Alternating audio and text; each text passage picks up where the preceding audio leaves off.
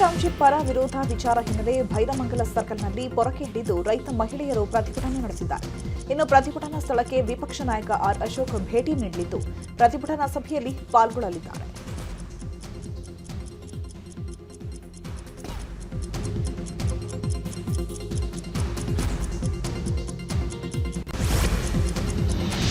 Bidadi township ಪರ ವಿರೋಧ ವಿಚಾರವಾಗಿ ಇವತ್ತು ರಾಮನಗರದಲ್ಲಿ ರೈತ ಸಂಘದಿಂದ ಸುದ್ದಿಗೋಷ್ಠಿ ನಡೆಸಲಾಗಿದೆ. ತಾತ್ಕಾಲಿಕವಾಗಿ ಯೋಜನೆ ಮುಂದೂಡಿದ್ದಾರೆ.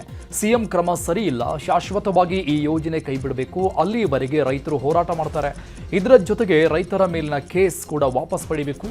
307 ಕೇಸ್ ಹಾಕಿದ್ದಾರೆ. ಪೊರಕೆಯಲ್ಲಿ ಕೊಲೆ ಮಾಡೋಕ್ಕಾಗುತ್ತಾ? ಸಿಎಂ ಡಿಕೆ ಶಿವಕುಮಾರ್ ನಡೆ ಸರಿಯಲ್ಲ. ಕೇಸ್ ವಾಪಸ್ ಪಡೆಯದಿದ್ರೆ ರಾಜ್ಯದಾದ್ಯಂತ ಉಗ್ರ ಹೋರಾಟ ಮಾಡ್ತೇವೆ. ಸಮಿತಿ ಮಾಡಿ ಯಾರನ್ನ ಆಯ್ಕೆ ಮಾಡ್ತೀರಿ? ಅದರ ಉಪಯೋಗ ಏನಿದೆ? ಕೂಡಲೇ ಈ ಯೋಜನೆ ಕೈಬಿಡಿ ಅಂತ ಆಗ್ರಹಿಸಿದ್ದಾರೆ.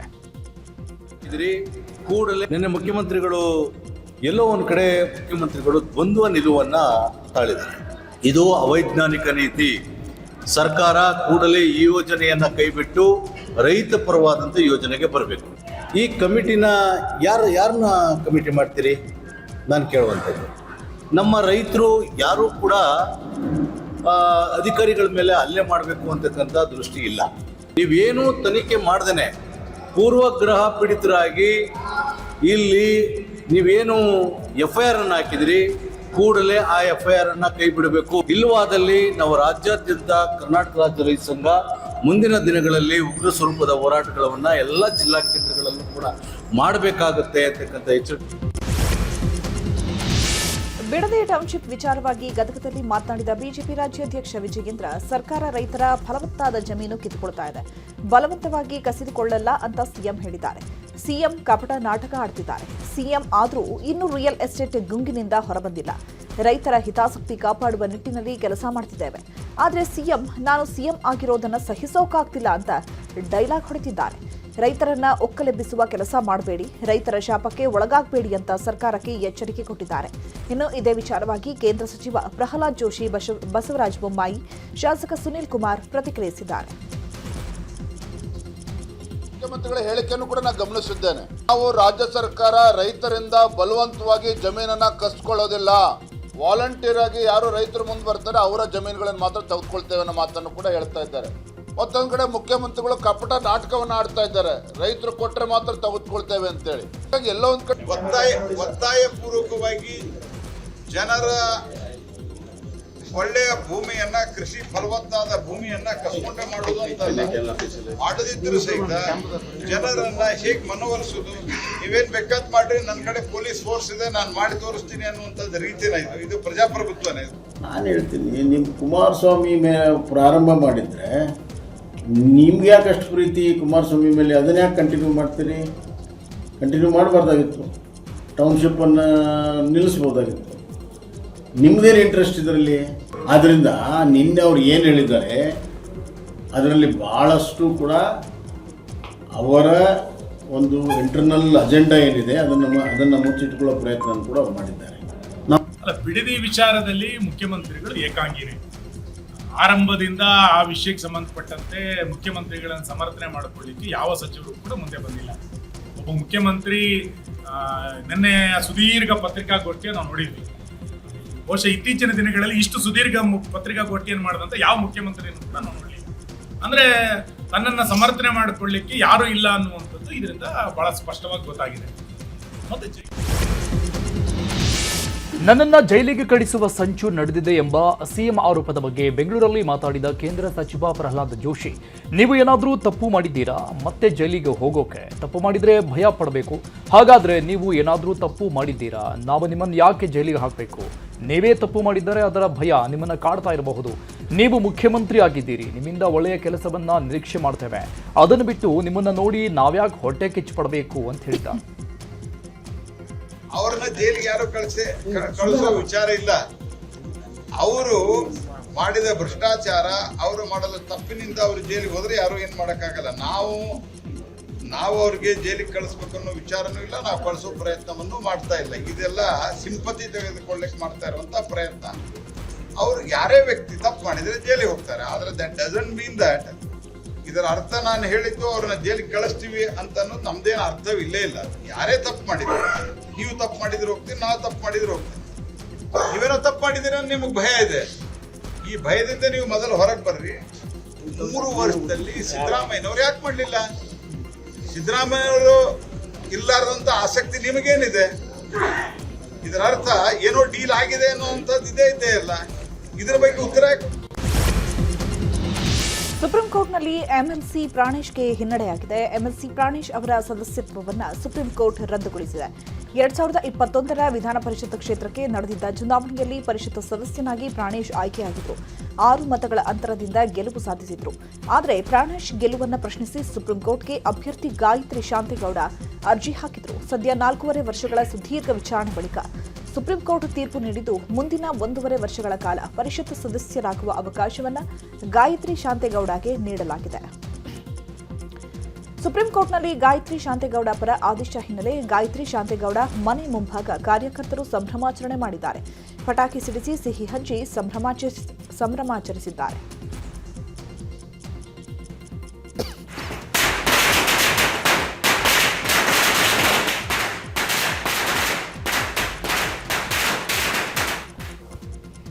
ನನಗೆ ಅವತ್ತು 12 ಓಟು ನಾಮಿನಿ ವೋಟರ್ ಕೊಟ್ಟಿದ್ದು, ಅದನ್ನ ಪ್ರಶ್ನಿಸಿ ಕೋರ್ಟಿಗೆ ಹೋಗಿದ್ದು.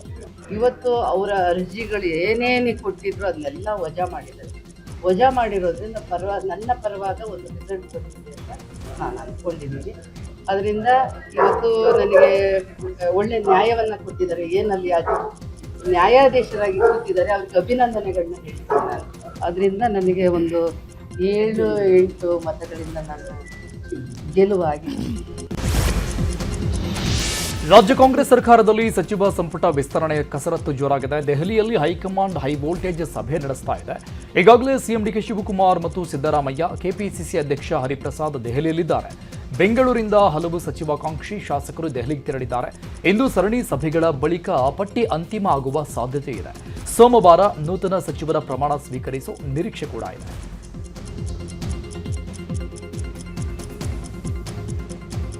ಈಗಾಗಲೇ ಸಚಿವ ಸಂಪುಟದ ವಿಸ್ತರಣೆ ಪ್ರಕ್ರಿಯೆ ಪ್ರಾರಂಭ ಆಗಿದೆ. ಪ್ರಯತ್ನ ಎಲ್ಲ ಇರುತ್ತೆ, ಆ ರೀತಿಯಲ್ಲಿ ಒಂದು ಪ್ರಯತ್ನ ನಮ್ಮದು ಕೂಡ ಇದೆ. ಆಗಲೇ ಯುವಕರಂತೆಲ್ಲ ಒಂದು ಮಾಡತಕ್ಕಂಥ ಕೆಲಸ ಅದರ ಆಧಾರದ ಮೇಲೆ ಪಕ್ಷಕ್ಕೂ ಮುಂದಿನ ದಿನಗಳಲ್ಲಿ ಸಂಘಟನೆ ಮಾಡೋದು ದೃಷ್ಟಿಯಲ್ಲಿ ಇನ್ನೊಂದು ಸ್ವಲ್ಪ ಶಕ್ತಿ ತುಂಬರೆ ಸಂಘಟನೆ ಮಾಡೋಣ ಉದ್ದೇಶದಲ್ಲಿ ಕೇಳ್ತಾರೆ. ಸಹಜವಾಗಿ ಹೈಕಮಾಂಡ್ ಏನು ತೀರ್ಮಾನ ಮಾಡುತ್ತೆ, ಏನು ನಿರ್ಧಾರ ಮಾಡುತ್ತೆ, ಯುವಕರಿಗೆ ಏನು ಕೊಡಬೇಕು, ಹಿರಿಯರಿಗೆ ಏನು ಕೊಡಬೇಕು, ಸಾಕಷ್ಟು ಪ್ರಾದೇಶಿಕವಾದಂಥ ಒತ್ತಡಗಳು, ಜಾತಿ ಕಾಂಬಿನೇಷನ್ ಇವೆಲ್ಲ ಇರೋದ್ರಿಂದ ಹೈಕಮಾಂಡ್ ಎಲ್ಲ ತಗೊಂಡು ನೀರಟ್ಟಾಗಿ ಕೂತ್ಕೊಂಡು ಸೂಕ್ತವಾದಂಥ ತೀರ್ಮಾನ ತಗೊಳುತ್ತೆ. ಅದಕ್ಕೆ ನಾವೆಲ್ಲರೂ ಕೂಡ ಬದ್ಧರಾಗಿರ್ತೀವಿ. ಹೇಳಂಥದ್ದು, ಪ್ರಯತ್ನ ಪಡೋಂಥದ್ದು ನಮ್ಮ ಒಂದು ಕರ್ತವ್ಯ. ಆಯ್ಕೆ ಮಾಡೋಂಥದ್ದು, ಅವಕಾಶಗಳು ಮಾಡ್ಕೊಳ್ಳೋಂಥದ್ದು ಹೈಕಮಾಂಡ್ ಮಾಡ್ಕೊಡುತ್ತೆ. ಅದಕ್ಕೆಲ್ಲರಿಗೂ ಕೂಡ ನಾವು ಬದ್ಧರಾಗಿರ್ತೀವಿ. ಇದರ ಹೈಕಮಾಂಡಿಗೆ ನಾನೇನು ಹೇಳಿ, ಎಲ್ಲ ಸೀನಿಯರ್ಸು ಅವ್ರಿಗೆ ಸಾಕಷ್ಟು ಇದೆ, ಅವ್ರು ನಿರ್ಧಾರ ತಗೊಳ್ತಾರೆ. ಒಳ್ಳೆ ನಿರ್ಧಾರ ನಮ್ಮ ಪಕ್ಷದ ಪರವಾಗಿ, ನಮ್ಮ ಸರ್ಕಾರದ ಪರವಾಗಿ ತಗೊಳ್ತಾರೆ ಅಂತ ನಾನು ಆ ಒಂದು ಆಸೆ ಇಟ್ಕೊಂಡಿದ್ದೀನಿ. ಒಬ್ಬರಿಗೆ ಒಂದು ಅವಕಾಶ ಕೊಟ್ರೆ ಖಂಡಿತ ನನಗೂ ಒಂದು ಅವಕಾಶ ಕೊಡಿ ಅಂತ ಖಂಡಿತ. ಮಹಿಳೆಯರಿಗೆ ಅದೇ ಈಗ ಏನು ನಾವು ವಿಮೆನ್ಸ್ ರಿಸರ್ವೇಶನ್ ಬಗ್ಗೆ ಮಾತಾಡ್ತಾ ಇದ್ದೀವಿ, ಅದಕ್ಕೆ ಹೆಚ್ಚಿನ ಆದ್ಯತೆ ಕೊಟ್ರೆ ಚೆನ್ನಾಗಿರುತ್ತೆ. ಯಾಕಂದ್ರೆ ಪಕ್ಷನ ಎಲ್ಲರೂ ನೋಡ್ತಾ ಇದ್ದಾರೆ, ಸಾರ್ವಜನಿಕರು ಅದಕ್ಕೆ ಗಮನಿಸ್ತಾ ಇದ್ದಾರೆ. ಸೊ ಮಹಿಳೆಯರಿಗೆ ಹೆಚ್ಚಿನ ಆದ್ಯತೆ ಕೊಟ್ರೆ ಆ ದೃಷ್ಟಿಯಲ್ಲಿ ಸಚಿವ ಸಂಪುಟ ರಚನೆಗೆ ಕಸರತ್ತು ಮುಂದುವರೆದಿದೆ. ಈ ನಡುವೆಯೇ ಬಳ್ಳಾರಿಯ ಕಂಪ್ಲಿ ಶಾಸಕ ಜೆಎನ್ ಗಣೇಶ್ ಅವರಿಗೆ ಸಚಿವ ಸ್ಥಾನ ನೀಡುವಂತೆ ರಕ್ತದಲ್ಲಿ ಅಭಿಮಾನಿಯೊಬ್ಬರು ಪತ್ರ ಬರೆದಿದ್ದಾರೆ. ಸಿಎಂ ಡಿಕೆ ಶಿವಕುಮಾರ್ಗೆ ಶಾಸಕ ಗಣೇಶ್ ಅಭಿಮಾನಿ ಪತ್ರ ಬರೆದು ಪೋಸ್ಟ್ ಮಾಡಿದ್ದಾರೆ. ಕುರುಗೋಡು ತಾಲೂಕಿನ ಓರ್ವಾಯಿ ಗ್ರಾಮದ ಗಣೇಶ್ ಎಂಬಾತ ರಕ್ತದಿಂದ ಪತ್ರ ಬರೆದು ಸಚಿವ ಸ್ಥಾನಕ್ಕಾಗಿ ಮನವಿ ಮಾಡಿದ್ದಾರೆ. ಮುಖ್ಯಮಂತ್ರಿಗಳಂತ ಡಿ.ಕೆ. ಶಿವಕುಮಾರ್ ಸರ್ ಹತ್ರ ಒಂದು ಮನವಿ. ನಮ್ಮ ಕಂಪ್ಲಿ ವಿಧಾನಸಭಾ ಕ್ಷೇತ್ರದ ನನ್ನ ಜೆಎನ್ ಗಣೇಶ್ ಸರ್ ಅವರಿಗೆ ನಮ್ಮ ಸಚಿವ ಸಂಪುಟದಲ್ಲಿ ಸಚಿವ ಸ್ಥಾನ ನೀಡಬೇಕೆಂದು ಮನವಿ ಮಾಡಿದ್ದು. ರಾಜ್ಯದಲ್ಲಿ ಮುಂಗಾರು ಮಳೆ ಅಭಾವ ಹಿನ್ನೆಲೆ ಕೊಪ್ಪಳದಲ್ಲೂ ಮಳೆಯಾಗದೆ ಬರದ ಛಾಯೆ ಆವರಿಸಿದೆ. ಹೀಗಾಗಿ ಕೊಪ್ಪಳ ಜಿಲ್ಲೆಯನ್ನು ಬರಪೀಡಿತ ಜಿಲ್ಲೆ ಅಂತ ಘೋಷಿಸುವ ಸಾಧ್ಯತೆ ಇದೆ. ಸರ್ಕಾರದಿಂದ ಬರ ಕುರಿತು ಆಪ್ ಬಿಡುಗಡೆಯಾಗಲಿದೆ.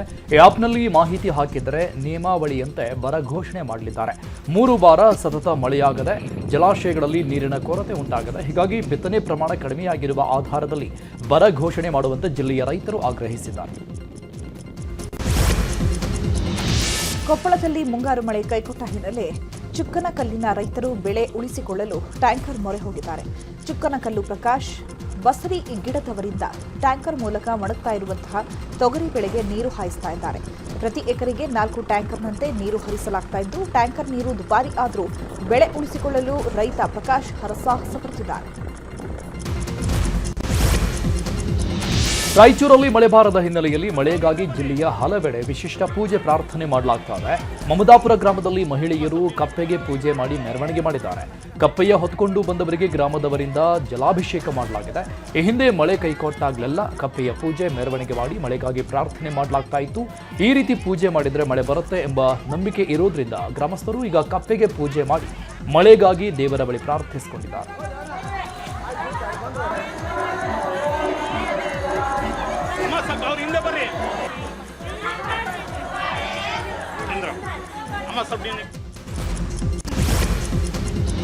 ಭೀಮಾ ನದಿಗೆ ನೀರು ಹರಿಸಬೇಕೆಂದು ಆಗ್ರಹಿಸಿ ಅನಿರ್ದಿಷ್ಟಾವಧಿ ಧರಣಿ ನಡೆಸಲಾಗುತ್ತಿದೆ. ಕಲಬುರಗಿಯ ಅಫಜಲಪುರ ಪಟ್ಟಣದಲ್ಲಿ ಪ್ರತಿಭಟನೆ ಮಾಡಲಾಗ್ತಾ ಇದ್ದು, ಕರ್ನಾಟಕ ಪ್ರಾಂತ ರೈತ ಸಂಘ, ಸ್ವಾಭಿಮಾನಿ ಕಬ್ಬು ಬೆಳೆಗಾರರ ಹೋರಾಟ ಸಮಿತಿ, ಕಬ್ಬು ಬೆಳೆಗಾರರ ಸಂಘದ ನೇತೃತ್ವದಲ್ಲಿ ಹೋರಾಟ ಮಾಡಲಾಗ್ತಾ ಇದೆ. ಪ್ರತಿಭಟನೆ ಮೂಲಕ ಮಹಾರಾಷ್ಟ್ರದ ಉಜ್ನಿ ಅಥವಾ ಯಾದಗಿರಿಯ ನಾರಾಯಣಪುರ ಜಲಾಶಯದಿಂದ ಭೀಮಾ ನದಿಗೆ 2 ಟಿಎಂಸಿ ನೀರು ಹರಿಸಲು ಆಗ್ರಹಿಸಲಾಗಿದೆ.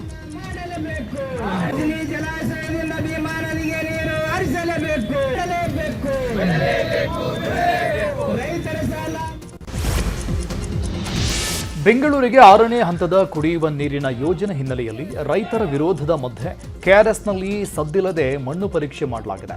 ಕೆಆರ್ಎಸ್ ಜಲಾಶಯದ ಹಿನ್ನೀರು ಪ್ರದೇಶದಲ್ಲಿ ಇಂಜಿನಿಯರ್ ತಂಡದಿಂದ ಮಣ್ಣು ಪರೀಕ್ಷೆ ನಡೆಸಲಾಗಿದೆ. ಈ ಯೋಜನೆಯ ಅನುಷ್ಠಾನಕ್ಕಾಗಿ ಡ್ಯಾಂನ ಹಿನ್ನೀರಲ್ಲಿ ಜೈಕಾ ಕಂಪನಿಗೆ ಬಿಎಸ್ಡಬ್ಲ್ಯೂನಿಂದ ಟೆಂಡರ್ ಕೊಡಲಾಗಿದ್ದು, ಈ ಯೋಜನೆ ಜಾರಿಗೊಳಿಸದಂತೆ ರೈತರು ವಿರೋಧ ವ್ಯಕ್ತಪಡಿಸಿದ್ರೂ ಕೂಡ ಈಗ ಸದ್ದಿಲ್ಲದೆ ಮಣ್ಣು ಪರೀಕ್ಷೆ ನಡೆಸಲಾಗಿದೆ.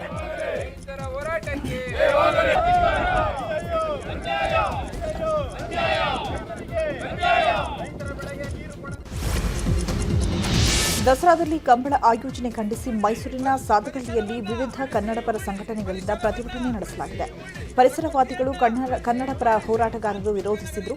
ಸರ್ಕಾರ ಸರ್ವಾಧಿಕಾರಿಯಂತೆ ಕಂಬಳಕ್ಕೆ ಮುಂದಾಗಿದೆ. 2 ದಿನದ ಕಂಬಳಕ್ಕೆ 9 ಕೋಟಿ ವ್ಯಯ ಮಾಡಲಾಗುತ್ತಿದೆ. ಈ ಬದಲು ದಸರಾದಲ್ಲಿ ಪಾಲ್ಗೊಳ್ಳುವ ವಿವಿಧ ರಾಜ್ಯದ ಕಲಾವಿದರ ಗೌರವಧನ ಹೆಚ್ಚಿಸಿ ಕಲಾವಿದರಿಗೆ ಉತ್ತಮ ಊಟ ವಸತಿ ನೀಡಿ ಜಿಲ್ಲಾಡಳಿತ ಮತ್ತು ಸರ್ಕಾರ ಕನ್ನಡಪರ ಸಂಘಟನೆಗಳ ಜೊತೆ ವಿಶ್ವಾಸದಿಂದ ದಸರಾ ಮಾಡಿ ಈ ಕೂಡಲೇ ಕಂಬಳ ಆಯೋಜನೆ ಕೈಬಿಡಿ ಅಂತ ಹೋರಾಟಗಾರರು ಒತ್ತಾಯಿಸಿದ್ದಾರೆ.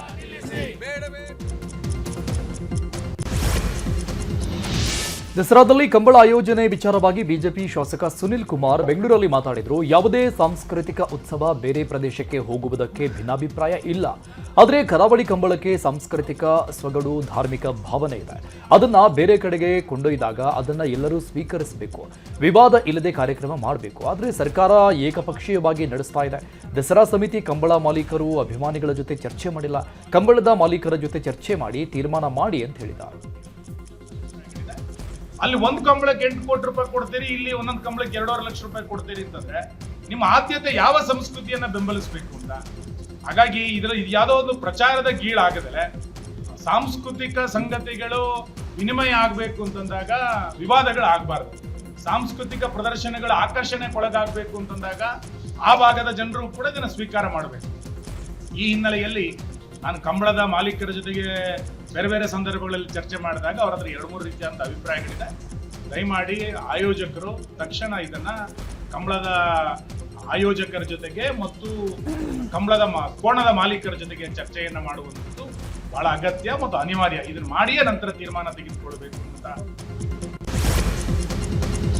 ಆಹಾರ ಇಲಾಖೆ ಹಾಗೂ ಗದಗ ಗ್ರಾಮೀಣ ಪೊಲೀಸರು ಭರ್ಜರಿ ಕಾರ್ಯಾಚರಣೆ ನಡೆಸಿದ್ದು ಮಹಾರಾಷ್ಟ್ರಕ್ಕೆ ಸಾಗಿಸ್ತಾ ಇದ್ದಂತಹ ಅನ್ನಭಾಗ್ಯ ಅಕ್ಕಿಯನ್ನು ವಶಕ್ಕೆ ಪಡ್ಕೊಂಡಿದ್ದಾರೆ. ಗದಗ ತಾಲೂಕಿನ ಬಿಂಕದಟ್ಟಿ ಗ್ರಾಮದ ಬಳಿ ಲಾರಿಯನ್ನು ಜಪ್ತಿ ಮಾಡಲಾಗಿದೆ. 32 ಟನ್ ತೂಕದ 608 ಪಾಕೆಟ್ ಅಕ್ಕಿಯನ್ನು ಅಧಿಕಾರಿಗಳು ಸೀಸ್ ಮಾಡಿದ್ದಾರೆ. ಪುತ್ತೂರಿನ ಉಪ್ಪಿನಂಗಡಿ ಪೊಲೀಸರು ದಾಳಿ ನಡೆಸಿ ನಕಲಿ ನೋಟ್ ತಯಾರಿಸುವ ಜಾಲ ಪತ್ತೆ ಮಾಡಿದ್ದಾರೆ. ಘಟನೆ ಸಂಬಂಧ ನಕಲಿ ನೋಟು ತಯಾರಿಸಲು ಬಳಸ್ತಾ ಇದ್ದ ಮುದ್ರಣ ಯಂತ್ರ ಸಹಿತ 7 ಮಂದಿ ಆರೋಪಿಗಳನ್ನು ಬಂಧಿಸಲಾಗಿದೆ. ಇನ್ನು ಡ್ರಗ್ಸ್ ವಿರುದ್ಧ ದಕ್ಷಿಣ ಕನ್ನಡ ಜಿಲ್ಲಾ ಪೊಲೀಸರು ಸಮರ ಸಾರಿದ್ದು ಡ್ರಗ್ಸ್ ಸರಬರಾಜು ಮಾಡ್ತಾ ಇದ್ದ ಮೊಹಮ್ಮದ್ ಅಲ್ಫಾಜ್, ಮೊಹಮ್ಮದ್ ಮುಸ್ತಫಾ ಎಂಬಾತರನ್ನು ಬಂಧಿಸಿದ್ದಾರೆ. ಬಂಧಿತರಿಂದ 5 ಕೋಟಿ ಮೌಲ್ಯದ 5 ಕೆಜಿ ಡ್ರಗ್ಸ್ ಅನ್ನು ವಶಕ್ಕೆ ಪಡೆದುಕೊಂಡಿದ್ದಾರೆ. ಬಸ್ ನಿಲುಗಡೆಗೆ ಆಗ್ರಹಿಸಿ ವಿದ್ಯಾರ್ಥಿಗಳು ಪ್ರತಿಭಟನೆ ನಡೆಸಿರುವ ಘಟನೆ ಯಾದಗಿರಿ ತಾಲೂಕಿನ ಯಡ್ಡಳ್ಳಿ ಗ್ರಾಮದಲ್ಲಿ ನಡೆದಿದೆ. ಪ್ರತಿಭಟನೆ ಹಿನ್ನೆಲೆಯಲ್ಲಿ ಯಾದಗಿರಿ ಸೇಡಂ ರಸ್ತೆಯಲ್ಲಿ ಟ್ರಾಫಿಕ್ ಜಾಮ್ ಉಂಟಾಗಿದೆ. ಬಸ್ ವ್ಯವಸ್ಥೆ ಸರಿಯಾಗಿಲ್ಲ ಅಂತ ನಡು ರಸ್ತೆಯಲ್ಲಿ ವಿದ್ಯಾರ್ಥಿಗಳು ಪ್ರತಿಭಟಿಸಿದ್ದಾರೆ. ಆಂಧ್ರದಲ್ಲಿ ಕೋವಿಡ್ ಸೋಂಕಿತರ ಸಾವು ಹಿನ್ನೆಲೆ ತುಮಕೂರಿನ ಪಾವಗಡದ ಗಡಿ ಭಾಗದಲ್ಲಿ ಹೈ ಅಲರ್ಟ್ ಮಾಡಲಾಗಿದೆ. ಪಾವಗಡದ ರಾಜವಂತಿ, ನಾಗಲಮಡಿಕೆ, ಕೊಡಮಡುಗು ಭಾಗದಲ್ಲಿ ತಪಾಸಣೆ ಮಾಡಲಾಗ್ತಾ ಇದೆ. ಥರ್ಮಾಮೀಟರ್ ಹಿಡಿದು ಆಂಧ್ರಪ್ರದೇಶದಿಂದ ಬರುವವರ ಕೋವಿಡ್ ತಪಾಸಣೆ ಮಾಡಲಾಗ್ತಾ ಇದೆ. ಶಿವಮೊಗ್ಗ ರಸ್ತೆ ಬದಿಯ ಹಳೆ ವಾಹನಗಳ ವಿರುದ್ಧ ಪೊಲೀಸ್ ಕಾರ್ಯಾಚರಣೆ ನಡೆಸಿದ್ದಾರೆ. ಖುದ್ದಾಗಿ ಫೀಲ್ಡ್ಗಿಳಿದು ವಾಹನಗಳಿಗೆ ಎಸ್ಪಿ ನಿಖಿಲ್ ನೋಟಿಸ್ ಅಂಟಿಸಿದ್ದಾರೆ. ರಸ್ತೆ ಬದಿಯಲ್ಲಿ ಅನಾಥವಾಗಿರುವ ವಾಹನಗಳ ತೆರವಿಗೆ ಪೊಲೀಸ್ ಇಲಾಖೆ ಮುಂದಾಗಿದ್ದು, ಅನಾಥ ವಾಹನಗಳ ಮಾಹಿತಿ ನೀಡಲು ಸಾರ್ವಜನಿಕರಿಗೆ ಮುಕ್ತ ಅವಕಾಶ ನೀಡಲಾಗಿದೆ. ನಾಳೆ ಆಷಾಢ ಶುಕ್ರವಾರ ಹಿನ್ನೆಲೆಯಲ್ಲಿ ಮೈಸೂರಿನ ಚಾಮುಂಡಿ ಬೆಟ್ಟದಲ್ಲಿ ಸಕಲ ಸಿದ್ಧತೆ ಮಾಡಿಕೊಳ್ಳಲಾಗಿದೆ. ಈ ಬಾರಿ ಧರ್ಮ ದರ್ಶನ ಮತ್ತು 2,000 ಟಿಕೆಟ್ ಮಾತ್ರ ಇದು. ಬರುವಂತ ಭಕ್ತರಿಗೆ ಯಾವುದೇ ಸಮಸ್ಯೆ ಆಗದಂತೆ ಸೂಕ್ತ ವ್ಯವಸ್ಥೆ ಮಾಡಲಾಗಿದೆ. ಇನ್ನು ಬೆಟ್ಟಕ್ಕೆ ತೆರಳಲು ಸರ್ಕಾರಿ ಬಸ್ ನಿಯೋಜನೆ ಮಾಡಲಾಗಿದ್ದು, ಖಾಸಗಿ ವಾಹನಗಳಿಗೆ ನಿರ್ಬಂಧ ಹೇರಲಾಗಿದೆ. ದ್ವಿಚಕ್ರ ಮತ್ತು ತ್ರಿಚಕ್ರ ವಾಹನಗಳ ತಯಾರಿಕೆಯಲ್ಲಿ ಜಾಗತಿಕ ಮುಂಚೂಣಿಯಲ್ಲಿರುವ ಟಿವಿಎಸ್ ಮೋಟಾರ್ ಕಂಪನಿ ತನ್ನ ಜನಪ್ರಿಯ ಬ್ರ್ಯಾಂಡ್ ಟಿವಿಎಸ್ ಅಪಾಚೆ ವಿಶ್ವದಾದ್ಯಂತ 70 ಲಕ್ಷ ಗ್ರಾಹಕರನ್ನು ತಲುಪಿದ ಐತಿಹಾಸಿಕ ಮೈಲಿಗಲ್ಲನ್ನು ಸಂಭವಿಸಿದೆ. ಇದೇ ಸಂದರ್ಭದಲ್ಲಿ ಕಂಪನಿಯು ತನ್ನ ಹೊಸ ಬ್ರ್ಯಾಂಡ್ ಪ್ರಚಾರದ ಚಿತ್ರವಾದ ಟೂ ರೇಸ್ ಲಕಾ ಅನ್ನೋ ಬಿಡುಗಡೆ ಮಾಡಿದೆ. ಈ ಬಗ್ಗೆ ಮಾತನಾಡಿರುವಂತಹ ಟಿವಿಎಸ್ ಮೋಟಾರ್ ಕಂಪನಿಯ ಇಂಡಿಯಾ 2W ಬಿಸಿನೆಸ್ ಅಧ್ಯಕ್ಷ ಗೌರವ್ ಗುಪ್ತಾ, ಕಳೆದ 2 ದಶಕಗಳಲ್ಲಿ 7 ಮಿಲಿಯನ್ ಟಿವಿಎಸ್ ಅಪಾಚೆ ಸವಾರರು ನಮ್ಮ ಮೇಲಿಟ್ಟಿರುವಂತಹ ನಂಬಿಕೆ ಮತ್ತು ತೋರಿರುವ ಉತ್ಸಾಹಕ್ಕೆ ನಾವು ಧನ್ಯವಾದಗಳನ್ನು ಅರ್ಪಿಸುತ್ತೇವೆ ಅಂತ ಹೇಳಿದ್ದಾರೆ.